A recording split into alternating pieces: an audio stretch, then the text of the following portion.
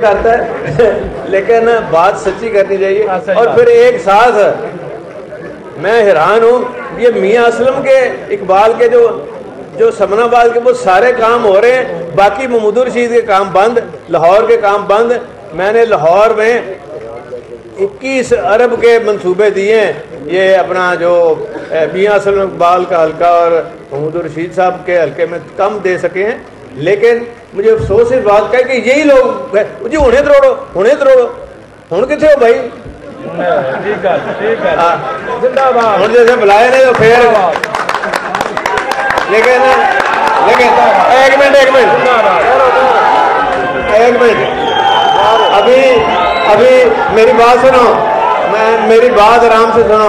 मैं ये कह रहा हूँ कि अब जो हो चुका पीछे नहीं देखना।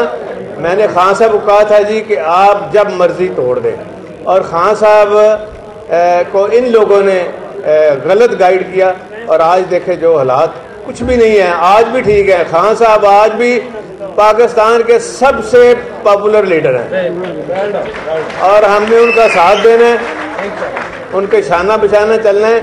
ये मुश्किलात आपने देख चुके हैं चौधरी ज़हूर अली साहब के ज़माने में, 70s के ज़माने से, उसके बाद भी देखते रहे हैं। फिर 4 साल PTI की हुकूमत भी आपने देखी है।